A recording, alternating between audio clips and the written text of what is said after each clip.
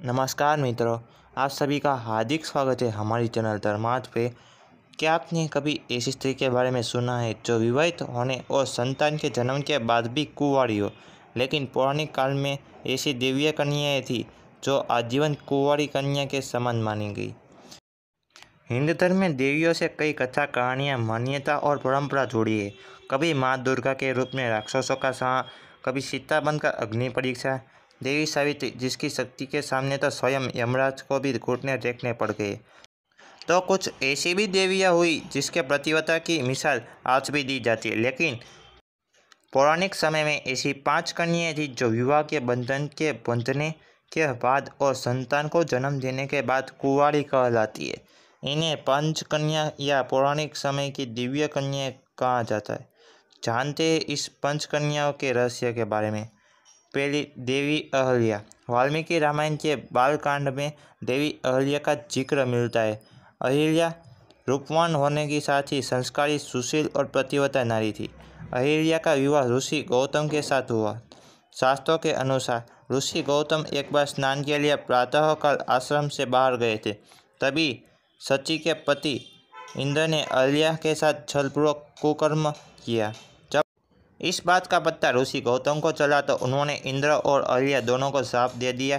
देवी अहिल्या ने ऋषि गौतम से क्षमा याचना भी की और कहा कि इसमें उसका कोई दोष नहीं है। लेकिन गौतम ऋषि नहीं माने और अहिल्या को श्राप दिया कि तुम शिला बनकर निवास करोगी। त्रेता युग में जब श्री विष्णु राम अवतार लेंगे तब उनके चरण रज से ही तुम्हारा उद्धार होगा। इसके बाद राम भगवान द्वारा अहिल्या का उद्धार किया गया है और वह आजीवन कुंवारी कह रही।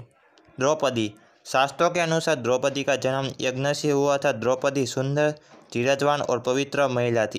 कहने का तो द्रौपदी 5 पांडवों की पत्नी और 5 पुत्रों की माता थी।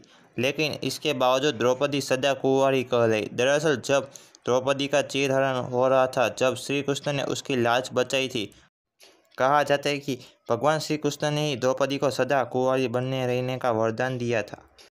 मंदोदरी।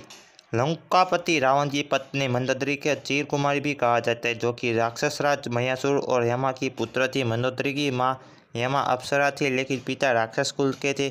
इस कारण मंदोदरी अत्यंत सुंदर और आदि दानव थी।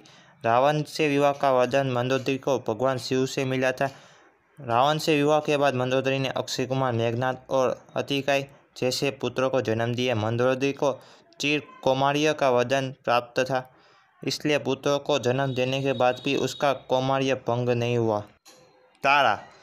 तारा समुद्र मंथन से निकली अप्सरा थी। तारा का विवाह बाली के साथ हुआ। बाली के भाई सुग्रीव ने जल से जब उसका वध कर दिया तो तारा ने श्री राम को कोसते हुए श्राप दिया कि वह भी अपनी पत्नी सीता को पाने के बाद खो देंगी।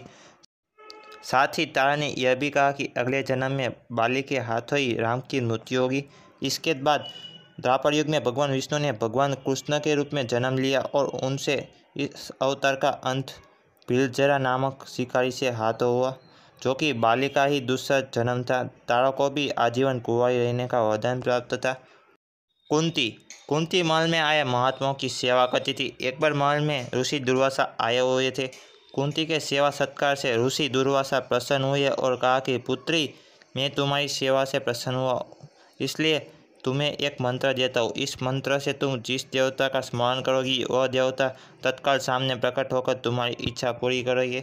कुंती का विवाह हस्तिनापुर के राजा पांडु से हुआ, लेकिन पांडु को यह श्राप मिला था कि अगर वह अपनी पत्नी कुंती को स्पर्श करेंगे तो उसकी मृत्यु हो जाएगी। लेकिन उन्हें इस बात की चिंता रहती थी कि उसकी मृत्यु के बाद कुरुवंश समाप्त हो जाएगा।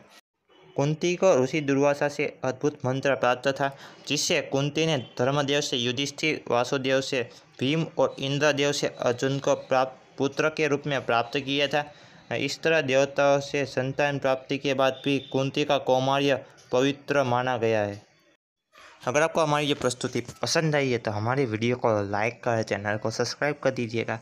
अगर हमसे इस वीडियो में कोई भी भूल या गलती हुई हो तो हम आपसे क्षमा मांग रहे हैं, कृपया में क्षमा कर दीजिएगा।